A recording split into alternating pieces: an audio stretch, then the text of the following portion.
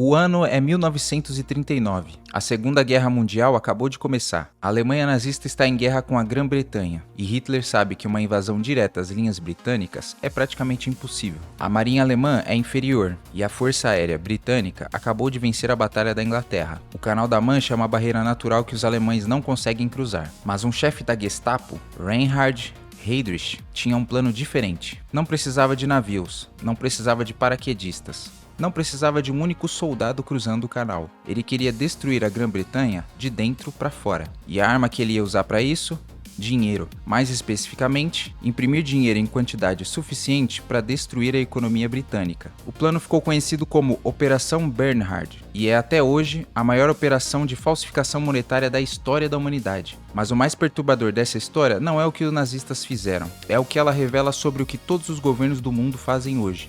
Todo dia, com o seu dinheiro. E antes da gente continuar e entender melhor a história e como ela é perturbadora, você deixa o like, se inscreve e ativa o sininho para não perder os próximos vídeos e para ajudar eu a continuar criando esse tipo de conteúdo aqui no canal. Bom, então voltando aqui ao vídeo, estamos em 1942 e a SS montou uma operação secreta no campo de concentração de Sachsenhausen, perto de Berlim. O bloco 19 foi isolado do resto do campo. Lá dentro, 144 prisioneiros judeus, banqueiros, tipógrafos, gravadores, desenhistas, impressores, todos foram forçados a trabalhar sobre uma condição simples: produzam notas de dinheiro perfeitas ou morram. Basicamente, a missão era falsificar a libra esterlina com tal perfeição que o próprio Banco da Inglaterra não conseguisse distinguir do original. E eles conseguiram. E como teste, um agente secreto depositou uma mala com notas falsas em um banco de Londres. E nenhuma nota foi identificada. Enquanto isso, o campo de concentração de Sachsenhausen estava em plena produção, fabricava cerca de 400 mil libras por mês. Para você ter uma noção, hoje em 2026, esse valor corrigido daria 24 milhões de libras esterlinas. E até o final da guerra, haviam sido produzidos 134 milhões de libras, o equivalente a 15% de todas as notas de libra em circulação no mundo. E se a gente for corrigir esse valor para 2026, daria o equivalente a 8 bilhões de libras. O plano original de Heydrich era simples: jogar essas notas de aviões sobre a população britânica. Os civis, empobrecidos pelo racionamento de guerra, pegariam dinheiro e colocariam em circulação. Consequentemente, a inflação dispararia, a confiança na libra colapsaria e a economia britânica simplesmente ia implodir. Tudo isso com a aprovação de Hitler, óbvio. E já naquela época, na década de 40, os nazistas entenderam algo que a maioria das pessoas nunca parou para pensar: que se você inundar uma economia com mais dinheiro do que ela produz em bens e serviços, não é criar riqueza.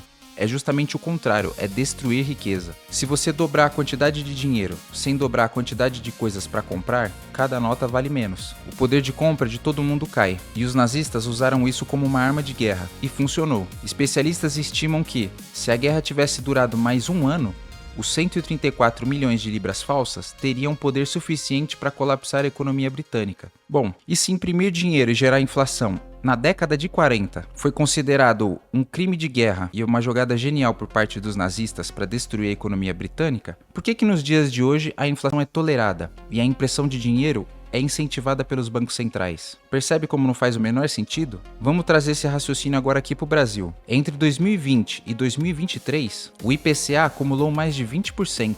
Itens básicos como café, carnes e energia subiram muito mais que isso. Em 2020 e 2021, o governo brasileiro expandiu massivamente a oferta monetária para financiar os gastos da pandemia. O resultado? Tivemos a maior inflação em décadas. E isso se expandiu para o mundo inteiro também, já que não foi uma exceção do Brasil, né? Foi um padrão global. Estados Unidos, Europa, todos imprimiram dinheiro. Os governos e bancos centrais que fizeram isso não foram julgados como criminosos, assim como os nazistas. E nem precisaram de prisioneiros em campos de concentração para executar essa tarefa. Eles fizeram isso em público, com decreto, com leis, com um nome bonito, seja ele política monetária expansionista, afrouxamento quantitativo, estímulo fiscal. Tanto faz a mentira que o governo vai contar. Não faz diferença. São apenas palavras bonitas para uma mentira. Isso sem falar nos pseudo-economistas que estão na TV ou na internet explicando por que é necessário imprimir dinheiro. E por que isso aconteceu? Porque em menos de um século, a inflação passou de crime de guerra para algo necessário e benéfico, entre aspas, para a economia.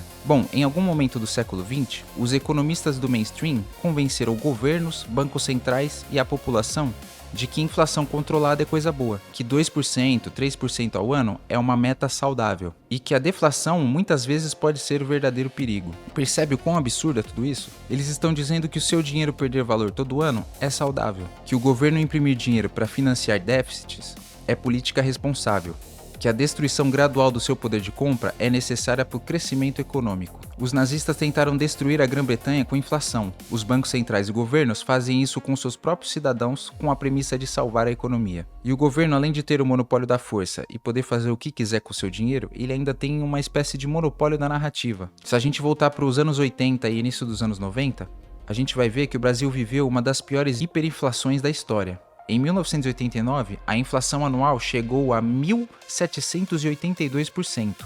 Em 1993, ela chegou a 2.477%.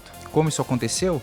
O governo federal se financiava via emissão monetária simples, ou seja, bancos estaduais, eles criavam dinheiro do nada para financiar gastos políticos, e o Banco Central cobria tudo isso imprimindo mais dinheiro. E a desculpa deles para quando a inflação subia era a de sempre. Os empresários, comerciantes, os especuladores, e o governo fazia questão de piorar toda essa situação anunciando tabelamento de preços, planos com nomes bonitos como Cruzado, Bresser, Verão, Collor 1, Collor 2, cada um prometendo matar uma inflação que eles mesmos criavam. Ludwig von Mises explicava esse evento com uma frase simples: cada intervenção estatal gera distorções que o governo tenta corrigir com mais intervenções, uma espiral de caos se alimentando de si mesma. E essa espiral sempre tende a piorar. Nos últimos anos, nós tivemos um IPCA que fechou em 2024 em 4,83%. Em 2025, os alimentos subiram quase 8%. Isso em números oficiais, o que a gente sabe que foi muito mais que isso. A Selic atualmente está em 15% ao ano, justamente porque o governo gasta mais do que arrecada e precisa pagar juros altos para atrair quem compre sua dívida. Tudo isso sendo financiado por ele, o Banco Central,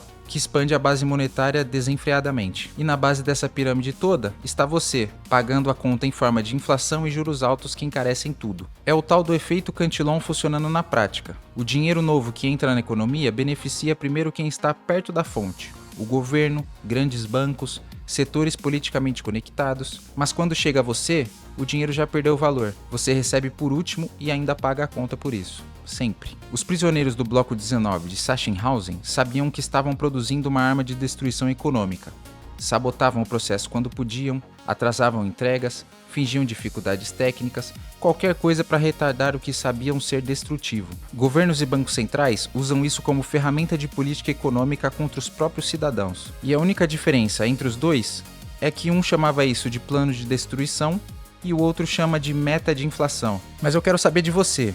Você acha que existe diferença entre o governo nazista imprimindo dinheiro para destruir a Grã-Bretanha e o governo que imprime dinheiro para financiar o déficit e manter meta de inflação? Deixa aí nos comentários para a gente conversar, porque o vídeo acaba, mas a resenha continua. Espero que vocês tenham gostado. Fui!